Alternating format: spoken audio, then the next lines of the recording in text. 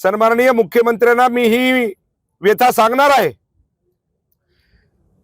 सन्माननीय या देशाचे पंतप्रधान नरेंद्रभाई मोदींनी सांगितले हर घर तिरंगा। या इथलच्या जिल्हा अध्यक्षांनी या ठिकाणी इथलच्या अधिकाऱ्याला 50,000 झेंड्याची मागणी केली। किती? 50,000 झेंड्याची मागणी केली। आम्हाला झेंडे द्या। राशन दुकानदाराकडे चालले, तू आम्हाला राशन देतो का नाही, नाहीतर मग तुला आम्ही बदलतो। म्हणजे तुम्हाला सांगतो कलेक्टर पासून तर खालच्या कर्मचाऱ्यापर्यंत कॉन्ट्रॅक्ट बेसवरचे जे इंजिनियर आहेत त्यांना सुद्धा तुम्हाला सांगतो की पैशाची मागणी।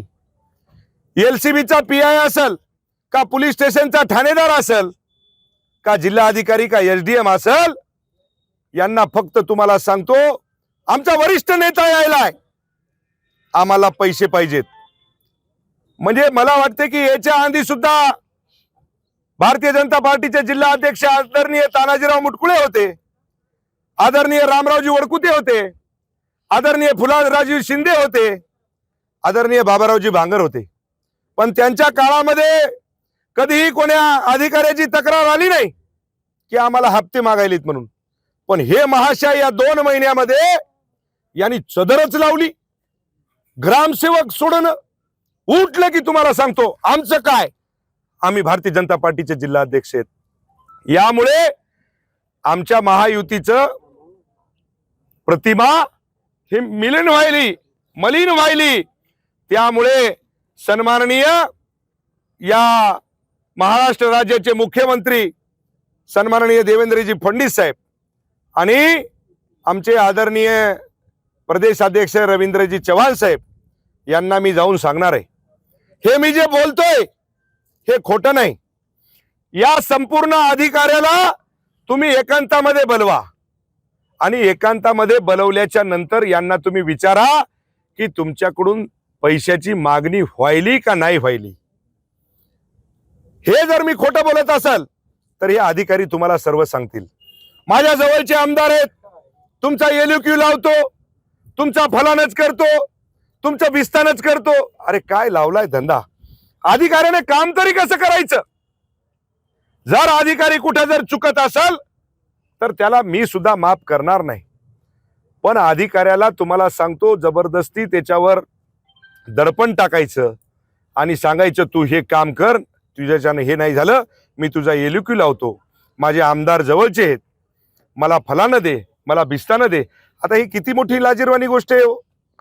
हर घर तिरंगा, आणि ते तिरंग्यासाठी जर तुम्हाला सांगतो हे पैसे घेत असतील, सन्माननीय तानाजीरावजी मुटकुळे साहेब असतील त्यांना सुद्धा मी व्यथा मांडली, वारंवार सांगितलं की साहेब हे बरोबर नाही, हे कोण तुम्ही जिल्हा अध्यक्ष केलाय, हे वारंवार पैशाच्या मागण्या करतायत, वारंवार लोकांना तुम्हाला सांगतो की धमकवतायत, ही भाषा बंद करावी। कालचे जर तुम्ही छोटे छोटे जर व्हिडिओ जर बघितले तर मला वाटतं हे चुकीचं आहे, हे कुठेतरी थांबलं पाहिजे। त्यासाठी संपूर्ण अधिकाऱ्यांना घेऊन मी कलेक्टरला सुद्धा सांगितलंय, मी एसपीना सुद्धा सांगितलंय, ठाण्याच्या पीआयला सुद्धा पैसे, जो तुम्हाला सांगतो बीड जमादार असतो ना त्याला सुद्धा पैसे।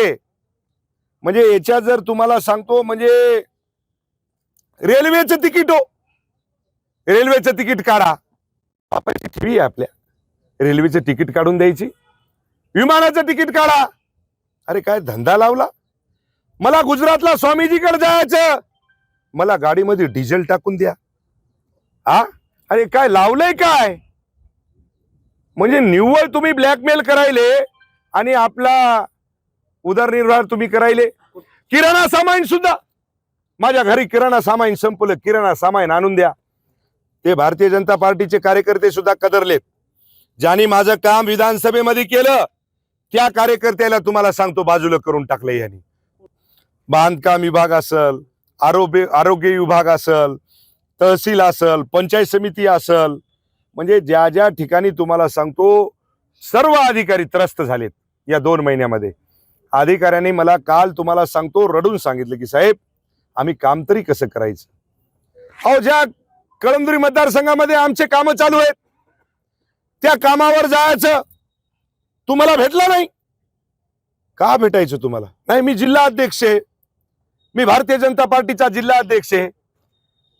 मला देवेंद्रजी फडणवीस साहेब, माझ्यावर तुम्ही विश्वास ठेवू नका, पण आपल्या पार्टीच्या लोकप्रतिनिधी आणि आपल्या पार्टीचे जे कार्यकर्ते आहेत त्यांना तुम्ही विचारा.